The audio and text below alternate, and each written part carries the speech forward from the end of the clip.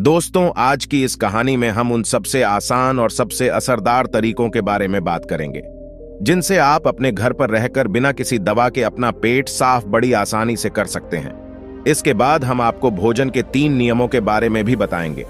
इसलिए दोस्तों, वीडियो पूरा देखिएगा और इससे पहले आप कहानी में खो जाएं। हमें सपोर्ट करने के लिए वीडियो को लाइक करके हमारे चैनल बुद्धा वाइज वर्ड को सब्सक्राइब जरूर कर लें। किसी गांव में रामू नाम का व्यक्ति रहता था। वह अपने पेट को लेकर बहुत ही ज्यादा परेशान रहता था। वह एक दिन एक महात्मा के पास जाता है क्योंकि वह महात्मा आयुर्वेद के बड़े ज्ञानी थे। रामू महात्मा से प्रणाम करता है और कहता है, हे मुनिवर, मैं अपने पेट को लेकर बहुत ज्यादा परेशान हूं। मेरे पेट में दिन प्रतिदिन समस्याएं उत्पन्न होती जा रही हैं। मेरा अच्छे से पेट साफ नहीं हो पाता है। मेरे पेट में बहुत ज्यादा जलन और दर्द होने लगता है। इसके अलावा मुझे मल त्याग करने में भी बहुत ज्यादा होती है। अगर मैं संक्षेप में कहूं तो मेरे पेट की पाचन क्रिया समय से पहले ही मेरा साथ देना छोड़ रही है। हे मुनिवर, कृपया आप मुझे कोई ऐसा समाधान बताइए जिससे मैं अपना पेट आसानी से साफ कर सकूं और पेट की इन सभी समस्याओं से हमेशा हमेशा के लिए निजात पा सकूं। पहले तो उस महात्मा ने रामू की सभी बातों को ध्यानपूर्वक सुना और फिर कहा, हमारे आयुर्वेद के सिद्धांत के अनुसार जितना समय आपको पेशाब यानी कि टॉयलेट करने में लगता है, उतना ही समय पेट साफ होने में लगना चाहिए। तभी आप स्वस्थ हैं। लेकिन बहुत सारे लोग टॉयलेट में बहुत देर तक बैठे रहते हैं, मोबाइल चलाते रहते हैं, न्यूज़पेपर पढ़ते रहते हैं, लेकिन उसके बावजूद उनका पेट साफ ठीक से नहीं हो पाता और इसी कारण से उनके मन का संतुलन पूरे दिन बिगड़ा रहता है। बेचैनी, घबराहट, किसी काम में मन न लगना, ये सब ठीक से पेट साफ न होने की वजह से ही होता है। जब भी आप अपनी किसी भी बीमारी का इलाज आयुर्वेदिक पद्धति के अनुसार करवाते हैं तो सबसे पहले आपके पेट की सफाई की जाती है। यह अपने आप में पूरा इलाज नहीं है, लेकिन यह शरीर के सुधार के लिए बुनियादी वातावरण पैदा करता है। कोई भी दवा तभी ठीक प्रकार से काम करेगी जब आपका पेट साफ होगा, वरना तो आप कितनी भी दवाइयां लें, कितना भी इलाज कराएं, कोई फर्क नहीं पड़ने वाला। शरीर हमें संकेत भेजता रहता है कि हमारा पेट साफ ठीक से नहीं हो पा रहा है, जैसे कि पसीने में से दुर्गंध या मुंह में से दुर्गंध। अगर वहां से दुर्गंध आ रही है तो हमें समझ जाना चाहिए कि हमारा पेट ठीक से साफ नहीं हो पा रहा है और हमें इसका हल ढूंढना होगा। ठीक से नींद ना आना, मानसिक समस्याएं, ये सारी चीजें पेट साफ ना होने के कारण ही पैदा होती हैं। फिर रामू ने कहा कि महात्मन, हमें अपना पेट साफ कैसे करना है? महात्मा ने कहा, आज मैं आपको पेट साफ करने के लिए कुछ प्रभावी आयुर्वेदिक जड़ी बूटियों और तरीकों के बारे में बताऊंगा। ये जड़ी बूटियां आपको कब्ज से भी छुटकारा दिलाने में मदद करेंगी।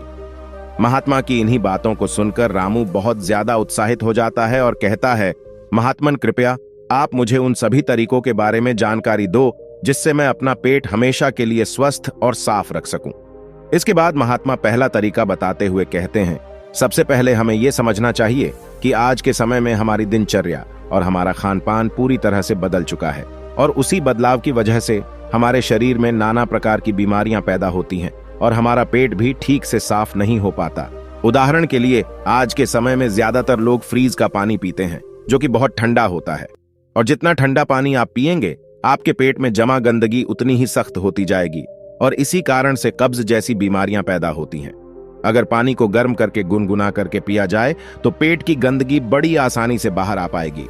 सुबह उठते ही 2 ग्लास गुनगुना पानी करके आराम से घूंट घूंट करके पिएं। कुछ लोगों को लग रहा होगा कि घूंट घूंट पानी करके पीने में बहुत समय लगेगा, लेकिन अगर यहां पर समय नहीं लगाएंगे, टॉयलेट में समय लगेगा। यह सबसे आसान और घरेलू नुस्खा है जो सब लोग अपना सकते हैं। बस संयम और नियम की जरूरत होती है। देखिए, ठीक तरह से पानी पीना आपकी बहुत सारी बीमारियों को खत्म कर सकता है। जितना हो सके दिन में ज्यादा से ज्यादा पानी पिए, लेकिन याद रहे, ठंडा पानी पीने की बजाय गर्म करके एक गुनगुना पानी पिएं। आजकल बाजार में ऐसी बोतलें भी आती हैं कि जिनमें आप जैसा पानी डालेंगे, पानी वैसा ही रहेगा, तो आप ऐसी बोतल ले सकते हैं और पानी गर्म करके गुनगुना करके उस बोतल में डाल सकते हैं और जब भी आपको जरूरत महसूस हो, आप दिन में उस पानी को पी सकते हैं। लेकिन पानी के संबंध में एक बात जरूर याद रखना कि खाना खाते ही पानी नहीं पीना है। इससे आपकी पाचन क्रिया बाधित होती है। हमारे पेट में जठराग्नि जो होती है वो खाने को बचाने का काम करती है, और जब हम खाना खाने के बाद झट से पानी पी लेते हैं तो जठराग्नि शांत हो जाती है और हमारा खाना ठीक से पचा नहीं पाता। इसीलिए खाने के तकरीबन आधे से पौने घंटे तक पानी न पिएं। यह भी पता होना चाहिए कि पानी को किस तरह से पिए। एक तो खड़े होकर पानी ना पिएं। खड़े होकर पानी पीने से घुटनों में और जोड़ों में दर्द की समस्या पैदा होती है। पानी को बैठकर घूंट घूंट करके पिएं, वहीं पानी सबसे ज्यादा लाभकारी होता है। इसके बाद महात्मा ने रामू को दूसरा तरीका बताते हुए कहते हैं कि खाना खाने के बीच में कम से कम 5 घंटे का अंतर होना चाहिए, जिससे कि जो खाना आपने खाया है वो ठीक से हजम हो सके, उसका पाचन ठीक से हो सके। जब हमारा शरीर पाचन की क्रिया कर रहा होता है, तब शरीर के बाकी क्रियाएं धीमी रफ्तार पर चलने लगती हैं। कोशिकाओं के स्तर पर शुद्धिकरण धीमी रफ्तार पर चलने लगता है और इस कारण शरीर अपनी गंदगी खुद साफ नहीं कर पाता। लेकिन अगर आप खाने के बीच में कम से कम 5 घंटे का अंतराल देते हैं, तो इससे आपके शरीर को पर्याप्त समय मिलता है कि उसकी कोशिकाएं खुद अपनी गंदगी, अपने शरीर की गंदगी साफ कर सके। पश्चिमी भाषा में हम इसे इंटरमिटेंट फास्टिंग भी बोलते हैं, लेकिन इंटरमिटेंट फास्टिंग में ज्यादा समय तक भूखा रहना पड़ता है। उसको हम अर्ध उपवास भी बोल सकते हैं। दोस्तों, अगर उसके बारे में आपको पूरी जानकारी चाहिए तो उस वीडियो का लिंक आपको डिस्क्रिप्शन बॉक्स में मिल जाएगा।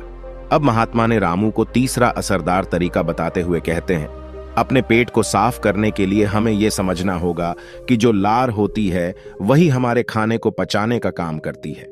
जितनी ज्यादा मात्रा में लार पैदा होगी, उतनी ही आसानी से खाना पच जाएगा। कुछ लोगों का मुंह हमेशा सूखा सूखा रहता है, उसमें लार पैदा नहीं होती, इसीलिए उनका खाना ठीक से हजम नहीं हो पाता। इसके लिए जरूरी है कि हमारा शरीर सही मात्रा में लार पैदा करे। उसके लिए हमें ज्यादा से ज्यादा सलाद खाना चाहिए। सलाद खाने से लार पैदा होती है, फाइबर होते हैं उसमें, जिससे हमारा खाना आसानी से हजम हो जाता है। इसके अलावा खाना खाने के बाद कुछ मीठा खाया जा सकता है। जिन लोगों को शुगर या डायबिटीज नहीं है, वे आसानी से मीठा खा सकते हैं और वो मीठा खाने के कारण उनके शरीर में लार पैदा होने लगती है, जिससे कि पाचन क्रिया आसान हो जाती है। अगर आप सलाद को खाना खाने से पहले खाते हैं तो वो ज्यादा लाभकारी होता है। उससे आपकी भूख बढ़ती है और आपके शरीर में लार पैदा होनी शुरू हो जाती है। इसके बाद महात्मा ने रामू को चौथे तरीके में अपनी आहार नली को साफ रखने के बारे में बताया। उसको हम कैसे साफ रख सकते हैं? देखिए, आहार नली में से ही खाना हमारे पेट में जाता है। अगर आहार नली ठीक से साफ नहीं होगी तो हमारे खाने के साथ ऐसे कीटाणु हमारे पेट में पहुंचेंगे जो हमारे शरीर को नाना प्रकार से नुकसान पहुंचाएंगे।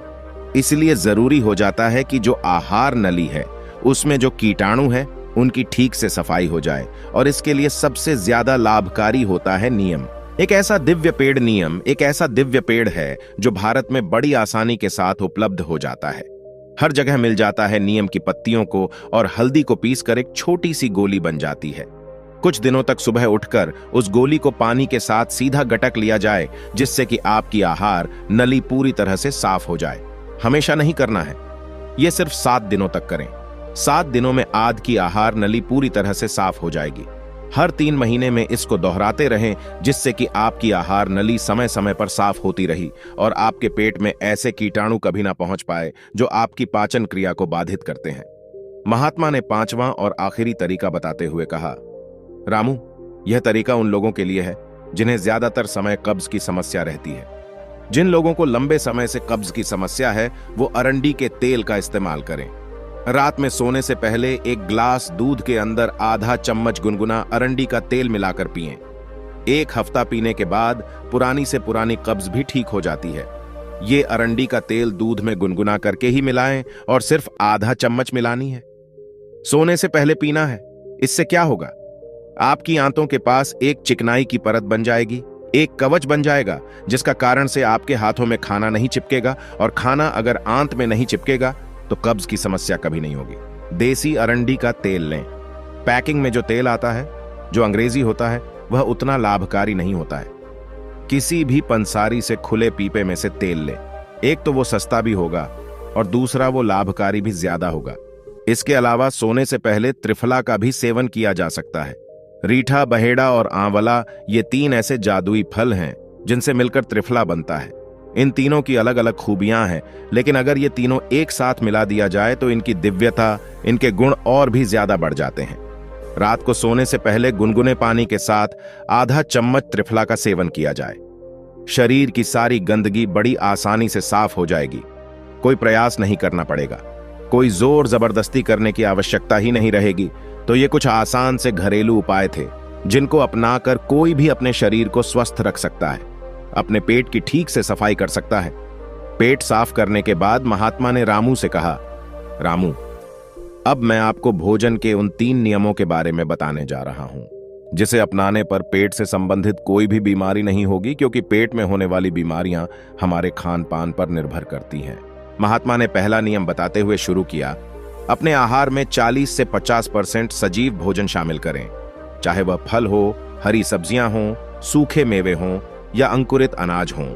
कुल मिलाकर इसे पकाया नहीं जाना चाहिए। ज्यादातर लोग मृत भोजन खाते हैं और फिर स्वस्थ रहने की उम्मीद करते हैं।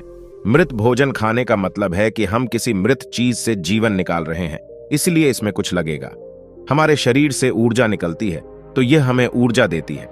भोजन को पचाने के लिए आवश्यक सभी पाचक रस न केवल शरीर में पाए जाते हैं, बल्कि उस भोजन में भी पाए जाते हैं। लेकिन जब हम उस भोजन को पकाते हैं, तो उसमें से बहुत से पाचक रस नष्ट हो जाते हैं, और जब हम बिना पाचक रसों के खाना खाते हैं, तो हमारे शरीर को उन सभी पाचक रसों को दोबारा बनाना पड़ता है जो नष्ट हो गए हैं। लेकिन किसी व्यक्ति का पाचन तंत्र कितना भी अच्छा क्यों ना हो, वह उन सभी पाचक रसों को दोबारा नहीं बना सकता जो नष्ट हो गए हैं। रामू ने पूछा, महात्मन, दूसरा नियम क्या है? महात्मा ने कहा, दूसरा नियम शुद्ध शाकाहारी भोजन खाएं, यानी जो भोजन पेड़ों से मिलता है, जानवरों से नहीं। मांस, मछली, अंडा न खाएं। प्रकृति ने हमारे शरीर को जानवरों को खाने के लिए नहीं बनाया है। महात्मा ने तीसरे नियम बताया कि बासी भोजन या लंबे समय तक रखा हुआ भोजन नहीं करना चाहिए। 70वें अध्याय के 10वें श्लोक में भगवान श्री कृष्ण कहते हैं कि जो भोजन पकाया जाता है, उसे पकाने के 3 घंटे के भीतर ही खा लेना चाहिए, क्योंकि 3 घंटे के बाद वह भोजन तामसिक हो जाता है और उसमें से जीवन समाप्त होने लगता है। इसीलिए भारतीय यौगिक संस्कृति में पका हुआ भोजन किया जाता है। 3 घंटे से ज्यादा रखा तो खाया नहीं। हमारे पूर्वजों ने भी इसी नियम का पालन किया था, इसलिए खाना सीधे चूल्हे से उनकी थाली में आ जाता था। लेकिन आजकल ज्यादातर लोग सुबह का खाना शाम को खाते हैं और रात का बचा हुआ खाना सुबह खाते हैं और कई बीमारियों को निमंत्रण देते हैं। महात्मा ने रामू को तीनों नियम बताने के बाद अपने ध्यान केंद्रित में लग गए और रामू ने महात्मन को प्रणाम किया और वहां से चला गया। तो दोस्तों, यदि आप भी इन 3 नियमों का पालन करोगे तो तुम्हारी बीमारी भी ठीक हो जाएगी और तुम भी ठीक हो जाओगे।